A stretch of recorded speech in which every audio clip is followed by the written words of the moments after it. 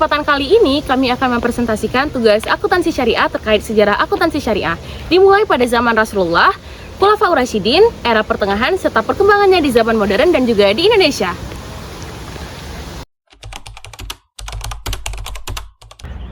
Pada masa sebelum Islam datang, transaksi perdagangan yang terjadi di antara masyarakat Arab masih mengandung unsur haram seperti riba, perjudian, ataupun kecurangan.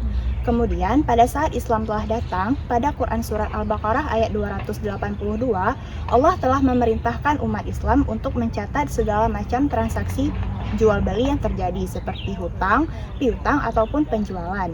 Perintah ini diimplementasikan oleh Rasulullah dalam pengelolaan keuangan negara. Pada sistem pemerintahan pada masa Rasulullah membentuk Diwanul Kharaj atau Pusat Pengelolaan Keuangan Negara. Pada Diwanul Kharaj ini, Rasulullah secara khusus mendidik beberapa orang untuk menjadi hafazatul amwal atau pengawas keuangan. Orang-orang tersebut memiliki kriteria hafal dan memahami Al-Quran secara sepenuhnya, cerdas, bertanggung jawab, dan memiliki sifat zuhud. Orang-orang yang menjadi bagian dari hafazatul amwal diantaranya adalah Abu Ubaidah bin Jarrah, Bilal bin Rabah, dan Huzaifah bin Yaman. Hafazatul amwal bertugas untuk mencatat dan mengawasi segala pemasukan dan pengeluaran keuangan negara. Islam semakin berkembang secara pesat dan luas. Kemudian, para sahabat juga merekomendasikan pentingnya pencatatan keuangan ini untuk mengelola keuangan negara dengan lebih baik. Setelah wafatnya Nabi Muhammad SAW, perkembangan ilmu akuntansi selalu ditingkatkan di masa khalifah. Dengan pesatnya perkembangan pemerintahan Islam pada masa saat itu, para sahabat meningkatkan kualitas pencatatan, pembukuan, agar setiap pengeluaran serta pemasukan pemerintah dapat dilaporkan secara baik dan benar. Adapun perkembangan sejarah akuntansi syariah di masa khalifah. Masa Khalifah Abu Bakar As-Siddiq. Pada masa Abu Bakar As-Siddiq, pengelolaan Baitul Mal masih sangat sederhana, di mana pemasukan dan pengeluaran selalu seimbang tanpa ada sisa. Baitul Mal berfungsi bukan hanya untuk harta umat, tetapi juga sebagai penyimpangan harta negara. Abu Bakar menekankan pentingnya pencatatan dan pembukuan, sehingga menunjuk Zaid bin Zabit sebagai bendahara yang bertugas mencatat transaksi dan administrasi keuangan. Masa Khalifah Umar bin Khattab. Ketika Umar bin Khattab memimpin, Baitul Mal berkembang pesat seiring banyaknya penaklukan yang membuat pemasukan negara meningkat. Umar membangun rumah khusus untuk menyimpan harta negara dan membentuk beberapa lembaga atau dewan seperti Dewan Ketentaraan, Kepolisian, Pekerjaan Umum, dan Perpajakan. Ia juga memberikan jaminan sosial bagi orang cacat, lansia, dan anak yatim. Umar menekankan pentingnya ilmu akuntansi untuk pengelolaan harta dan menata sistem administrasi negara dengan lebih teratur. Masa Khalifah Utsman bin Affan. Utsman bin Affan dikenal sebagai pedagang kaya dan dermawan, namun tetap sederhana dalam kepemimpinannya.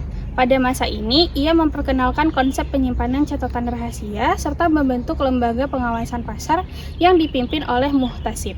Muhtasib ini berfungsi untuk menjaga keadilan dalam perdagangan, mencegah penipuan, dan mengawasi timbangan. Serta sistem akuntansi syariah semakin maju dan berkembang pada masa pemerintahannya. Masa Khalifah Ali bin Abi Thalib. Ali bin Abi Thalib memimpin di tengah situasi sulit karena adanya konflik politik dan perang saudara. Meski demikian, ia tetap melanjutkan sistem Baitul Mal dan memperkuat administrasi keuangan negara.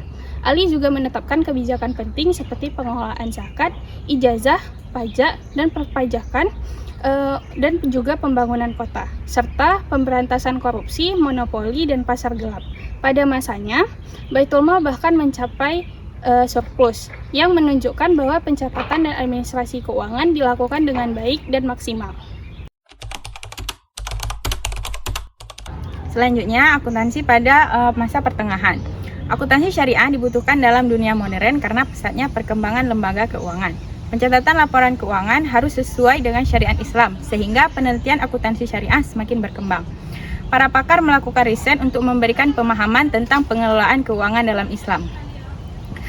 Dalam riset, Islam dipandang sebagai way of life yang mengatur hubungan manusia dengan Allah, sesama manusia, dan alam melalui Al-Quran dan Sunnah. Hal-hal baru yang tidak ada pada masa Nabi diselesaikan dengan ijtihad. Akuntansi termasuk bagian muamalah sehingga harus diuji kesesuaiannya dengan syariah. Dengan berkembangnya lembaga keuangan syariah, Islamisasi akuntansi menegaskan bahwa Islam bukan hanya ritual, tetapi pandangan hidup yang komprehensif. Perkembangan akuntansi di berbagai sekolah dan perguruan tinggi mulai masuk pada tahun 1972, tepatnya pada Fakultas Perdagangan di Universitas Al-Azhar. Pada mata kuliah akuntansi evaluasi dan akuntansi perpajakan. Situasi ini terus berlanjut pada tahun 1978 dengan berdirinya berbagai macam jurusan dalam cabang ilmu akuntansi di berbagai perguruan tinggi di Timur Tengah. Hal ini terus berlanjut hingga saat ini di berbagai belahan dunia, termasuk di Indonesia. Perkembangan akuntansi syariah di Indonesia. Akuntansi syariah lahir dari nilai budaya Islam dan kebutuhan praktik keuangan sesuai dengan syariah.